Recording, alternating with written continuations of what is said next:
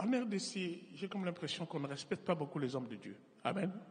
On s'amuse avec les hommes de Dieu. On essaie, n'est-ce pas, de les caricaturer, n'est-ce pas, dans les réseaux sociaux. Lorsque, des fois, je lis un tout petit peu tout ce que l'on écrit, tous les commentaires qu'on est en train de faire par rapport à votre pasteur, ça m'énerve. Je me dis, mais ces gens, jusqu'où iront-ils? J'aimerais peut-être que nous soyons un peu comme à l'époque d'Élisée, hein, quand les petits-enfants se moquaient de lui. 45 enfants, il a dit, on l'appelait chauve, hey, monte chauve, monte chauve, monte chauve, il s'est retourné. Il les a maudits et un ours est sorti, a rattrapé chacun. Je ne sais pas comment est-ce que l'ours s'était arrangé, mais chaque enfant qui fouillait, l'ours le rattrapait. Vous savez, 45 enfants, donc il fouillait dans toutes les directions. Mais l'ours, quand il a terminé avec celui-ci, il va poursuivre l'autre là. Il les a exterminés. 45. Alléluia. Parce qu'il s'est moqué de l'homme de Dieu. Aujourd'hui, on s'amuse avec l'homme de Dieu comme on veut. On peut le caricaturer, on peut dire n'importe quoi, parce qu'on n'a pas cette culture-là du respect de l'homme de Dieu. L'homme de Dieu est porteur de bénédiction. Amen. Même si dans les apparences, il n'a rien, mais il y a un Dieu qui est en lui. Et c'est ce Dieu qui est en lui qui est beaucoup plus important. Nous voyons par exemple quelqu'un comme Élisée. Élisée qui passait à Sunem. C'était un homme de Dieu qui passait avec Géasi, son serviteur, petit Naëm Confia. Alors quand il passait, Élisée n'avait pas où manger, il n'avait pas où dormir.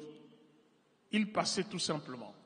Il y avait des gens qui le voyaient, il ne faisait absolument rien. Mais il y a une femme de distinction qui a dit, celui-là, il est un saint homme de Dieu. Alléluia. Comme si c'est un saint homme de Dieu, il faudra que je l'invite à manger. Cette femme l'a invité à manger. Et Élisée n'a pas dit non. Il a mangé sérieusement. Et je vais vous dire aussi que à l'Embola Kipé, il avait tout mangé. Il avait faim. Amen. Mais malgré ça, en lui, il y avait quoi? Il y avait la puissance de Dieu. Cette puissance de Dieu n'a pas empêché à ce que Élisée puisse avoir faim. Et puis la Bible dit que quand il passait, chaque fois quand on invitait, il entrait, il ne disait jamais que je suis en jeûne. Il entrait, il bouffait sérieusement. Amen. Même s'il avait faim, mais l'onction était là. Et puis la femme a dit non, je ne veux pas seulement me contenter de la nourrir, il faudra aussi que je la nourris. Bénédiction, il faudra la récupérer en haut. Et elle a récupéré la bénédiction. Elle a dit maintenant, quand Élisée est venu, il a mangé. Après, il voulait partir. Non. Homme de Dieu, nous avons arrangé quelque chose pour toi. Il y a une chambre haute là. On a tout mis. On a tout arrangé. Au lieu de dire non, je vais aller voir Dieu, il dit non, ça va, je vais aller dormir. C'est-à-dire qu'il était dans le besoin. Mais cela ne faisait pas de lui un mendiant, c'était toujours un homme de Dieu. Alléluia. Même le pasteur là qui est à pied, mais c'est un homme de Dieu. Il peut dire quelque chose et cette chose-là va se réaliser. C'est Dieu en lui. Alléluia. Et c'est comme ça que Élisée a demandé, mais au fait, tu as manifesté tant d'empressement.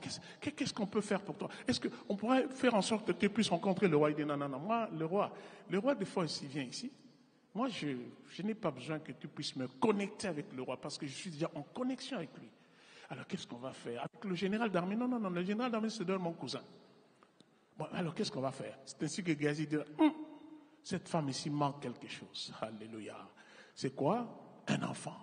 Alors, Élisée, écoutez, l'homme là qui est venu manger, l'homme là qu'on a logé, il déclare, madame, l'année prochaine, tu auras un fils.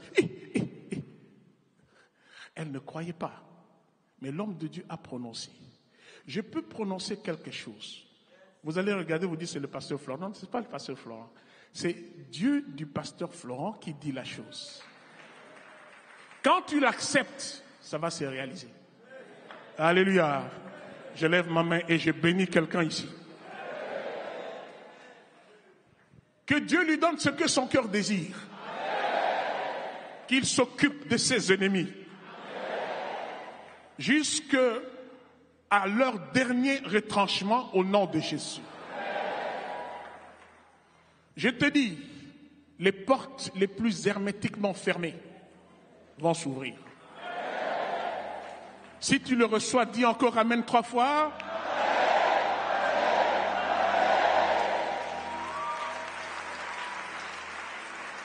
J'ai toujours dit ceci, et je le vois faire par votre pasteur. Bon, vous allez dire, mais toi aussi, pasteur. Mais oui, écoutez, je me retrouve dans ce jeune homme ici. Amen. Je te dis ce matin ici, si la nuit, on t'a maudit par des sorciers, ils ont fait des imprécations. Moi, ce matin, j'enlève toutes ces imprécations-là sur toi. Tu te réveilles à 4 heures du matin et tu viens ici pour sortir les mains vides. Tu ne vas pas sortir les mains vides. Tu sortiras avec des tonnes de bénédictions. Parce que tu t'es réveillé le matin, tu t'es lavé, pas pour aller au travail, mais pour venir ici au 20 matin. Oh, que Dieu te bénisse, que Dieu te rencontre, que Dieu fasse de toi tout ce que toi tu aurais aimé. Qu'il s'occupe de tous ces petits sorciers de ta famille.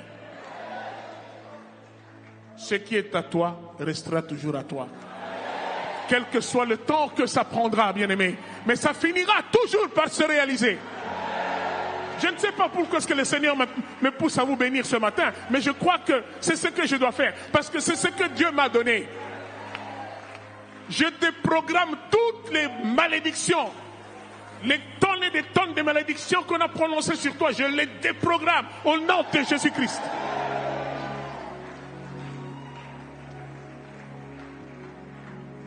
Nous n'allons pas faire la publicité de Satan qui fait tellement de dégâts. Mais nous voudrons faire la publicité de celui-là qui a vaincu le diable. Et il a dit, rien ne pourra vous nuire. Et que cela se réalise, bien-aimé. Si on t'a placé quelque part dans une bouteille, et que chaque fois tu te retrouves dans le village, ou dans la forêt, je te dis ce matin, je casse la bouteille dans laquelle on t'a placé. Le diable a vu ton étoile. Il sait que tu seras un grand serviteur de Dieu. Il sait que tu seras une grande servante de Dieu. Et il est en train de tout faire pour effacer cela. Mais moi, j'ai dit, ce que Dieu t'a donné, ça va toujours demeurer et ça va s'exprimer. Tu vas prospérer. Ça va exploser. C'est en route. Alléluia. Alléluia.